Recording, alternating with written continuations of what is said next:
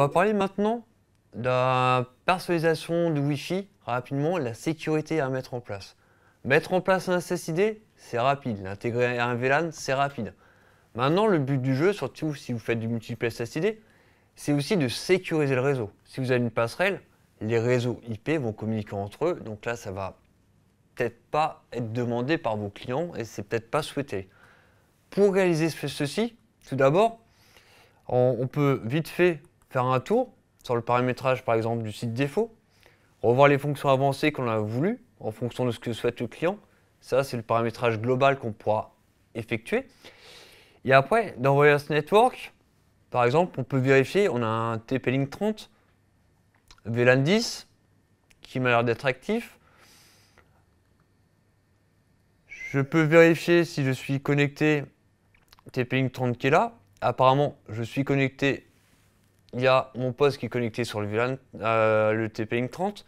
Ce qui m'intéresse maintenant, c'est voir d'abord où se trouvent les clients. Donc, il y a un menu ici qui s'appelle Client, Wireless. Oui. Et là, je devrais retrouver ma machine qui sera connectée sur le bon VLAN. Ou dans Insights, il y a un utilisateur, voilà, qui est un user en guest ici. C'est par rapport à cette date-là. En Wi-Fi, il y a deux guests qui sont connectés. On peut aller dessus, faire le bloquer si on le souhaite, retrouver ce qui se passe. Et quand on parle de sécurité Wi-Fi, là, si tout le monde se voit, ce qu'il faut réaliser maintenant, ce sont des ACL, c'est-à-dire des associations, des règles de fonctionnement, des listes de règles pour permettre donc d'isoler ou d'autoriser, par exemple le VLAN 10, s'il n'est pas autorisé, pour l'instant aller sur Internet par défaut. Donc dans paramétrage, pour faire ces droits-là, dans Network Security, vous avez quelque chose qui s'appelle ACL. On peut faire des ACL au niveau de la passerelle de communication. Pour faire, si je souhaite un nom, je ne sais pas, on va l'appeler Internet, mais par Internet. J'autorise protocole, je peux choisir ça par protocole. Quel réseau va sur Internet? Le LAN. Et TP-Link, c'est un profil qui a été créé alias VLAN 10 dans ici. Allez, IP group, permit, un groupe IP, j'applique. Là, j'ai fait une règle d'autorisation. Après, on peut faire aussi des règles au niveau des switches. Parce que s'il y a des VLAN avec des interfaces IP différentes par switch, par exemple un VLAN rouge, un jaune et un VLAN blanc, avec 3 interfaces IP, il faut les cloisonner. Donc, on vérifie vite fait les interfaces qu'on a créées dans la partie LAN. Un rafraîchissement. Hop, ça va revenir. On va dans le LAN.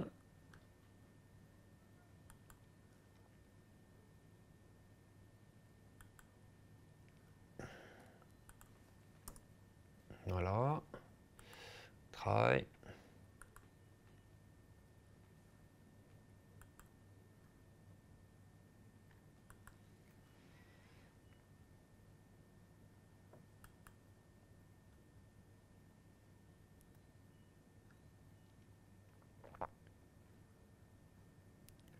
Ça revient. Ah putain, j'ai perdu du temps.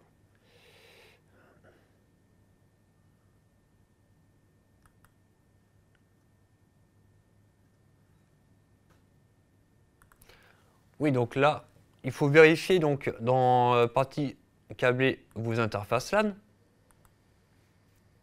qui ont été créées. Là, j'en ai 2. J'ai fait une règle, on a fait une règle ACL pour la partie switch. Comme ça, les deux réseaux vont aller quelque part, mais je ne veux pas qu'ils se voient. Alors, pour pas qu'ils se voient, on retourne dans Network Security, dans ACL. On va créer une règle, non pas au niveau d'Internet, je me suis trompé, mais au niveau du switch. Et dans le switch, ACL, on va créer une nouvelle règle on va faire interdit ou pas autorisé, peu importe, vous définissez le nom, deny, protocole, vous pouvez choisir un protocole. Maintenant, et on va retrouver les réseaux ici. Qui n'a pas le droit de voir qui? Je ne veux pas que le LAN aille voir le réseau TP-Link, c'est deny. Ça peut être par rapport à un VLAN, VLAN 1 ou VLAN 10, ou ça peut être ou par port. Là, de toute façon, là, c'est une règle globale, et on fait appliquer.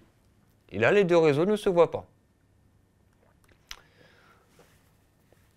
Ensuite, là, on peut faire aussi des filtrages au niveau des EAP. On ne veut pas que certains EAP, je ne veux pas que les points d'accès d'un autre réseau Wi-Fi, par exemple, qui serait placé sur le LAN, sur le VLAN 1, voit le réseau TP-Link en Wi-Fi, pour pas qu'il se partage. Wi-Fi interdit entre les deux, ou permit ou deny. On fait appliquer.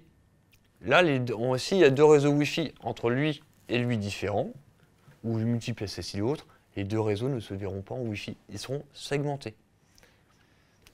Après, pour la partie globale, on peut associer rapidement éventuellement un portail captif. Il y a une partie authentification, portail. On peut créer un nouveau portail pour les réseaux invités du Wi-Fi. Choisir le type d'authentification. Ah, j'ai fait un... Ah oui, c'est l'accent qui ne veut pas. Hop. Il faut... On choisit quel type de réseau va être associé à un portail captif, par exemple celui-là. Ça peut être en Wi-Fi ou en LAN, c'est pas un souci. Après, donc dans l'authentification, on peut choisir ce qu'on veut. Hotspot, ça peut être ce qu'on appelle voucher, c'est pour la création de tickets. Où là, on va éditer des vouchers. Et toute cette partie-là, en fait, est personnalisable. C'est la page de garde du portail captif. On peut choisir une photo de son choix. Après, on a une visualisation directe sur ce qu'on souhaite. C'est-à-dire que là, j'ai choisi voucher, donc c'est un nouveau ticket, par exemple. Si je veux choisir local user, il va me donner aussi l'image de local user. Et par exemple, après, on va faire un message de bienvenue. Choisir une couleur du message de bienvenue. Voilà, ce sera comme ça. Définir les termes et conditions d'usage, les services. Faites un copier-coller, c'est du texte. Hein. Le copyright pour faire votre publicité. Avertissement. Là, c'est un message d'avertissement pour dire, avec une image par exemple, pour dire combien de temps vous avez pour pouvoir saisir le mot de passe. Vous faites appliquer. Et là, vous aurez... vous faites appliquer. Et là, c'est terminé. Vous avez fait un portail captif qui va exister, qui aura cette image-là pour le réseau hotspot TP-Link 30. Et là, il n'y a plus qu'à se connecter sur Internet et le pop-up va s'afficher en fonction de votre réseau. Voilà pour la partie Wi-Fi, c'est terminé. Vous voyez, c'est créer un réseau LAN, une interface IP, créer un SSID avec un nom, on l'associe à un VLAN, vous l'avez sur la vidéo, et après, faire du filtrage ACL pour éviter que les réseaux se voient. Et après, si on souhaite faire un paramétrage global en voulant activer le roaming, le mesh, on va dans les fonctions avancées Wi-Fi, on coche les petites fonctions sur le site voulu de votre client, et ça fonctionnera bien évidemment.